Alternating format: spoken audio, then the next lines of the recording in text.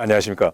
언젠가도 말씀드린 적이 간단히 있었던 기억이 있는데, 지난 5월에 이슬람 교계의 지도자 한 분과 한 일주일을 함께 시간을 나누는 기회가 있었습니다.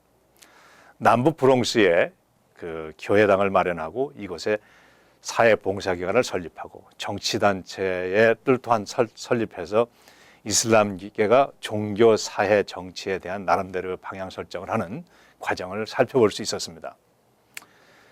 그들이 하는 사회봉사의 특징이 교인들이 미국 정부의 혜택을 받도록 돕는 것이 아니라 스스로 독립하는 일에 초점을 맞추고 있었습니다.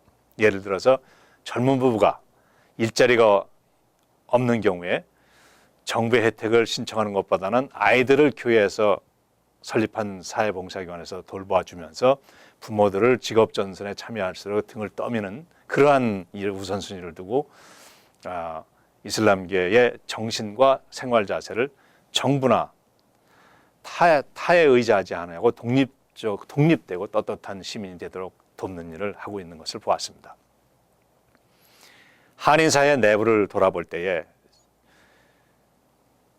정신이 번쩍 드는 일이 아닐 수 없었습니다.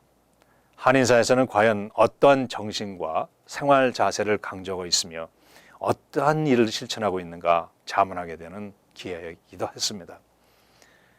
한인들의 경우 많은 분들이 더 많은 정부 혜택을 받기를 원합니다.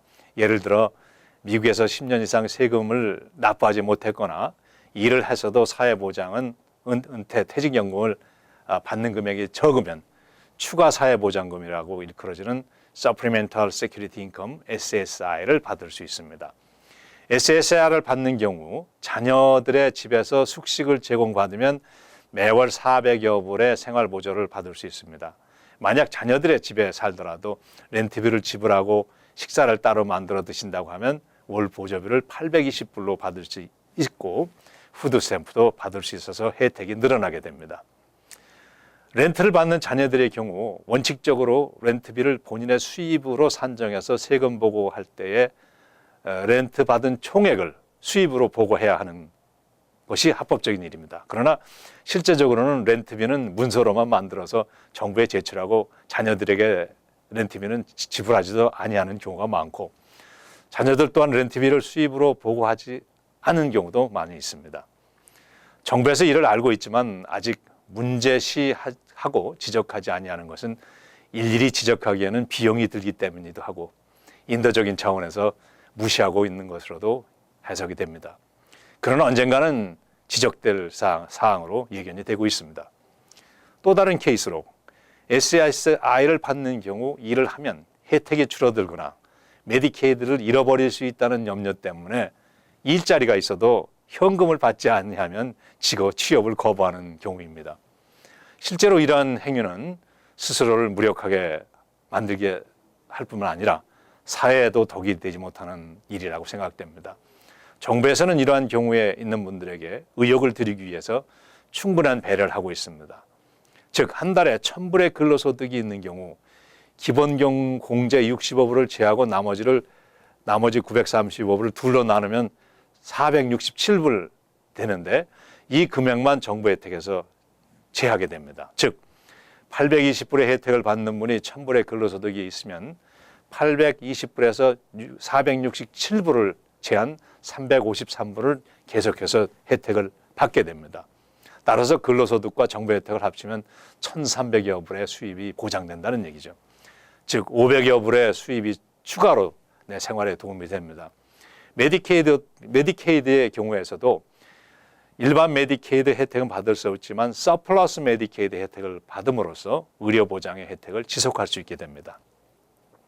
그러다 직업을 잃게 돼서 사회보장국에 보고하면은 과거에 받던 금액을 다시 받게 되고 일반 메디케이드로 환원이 됩니다.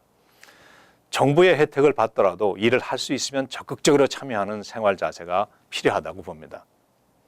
이슬람계에서 강조하고 실천하는 독립되고 떳떳한 정신과 생활 자세가 이런 것은 시민 정신이 시간이 지날수록 그들이 강건하게 만들어질 것이고 이들은 존경받는 시민들로 성장될 것으로 예견이 됩니다. 한인들의 철학과 실생활을 돌아보게 됩니다. 개인에게나 집단에게서나 이익은 중요한 일입니다. 그러나 편법으로 만드는 이익은 지금은 유익한 것 같지만 차후 개인이나 그 사회에 큰 재앙으로 돌아오게 될 것이라고 봅니다.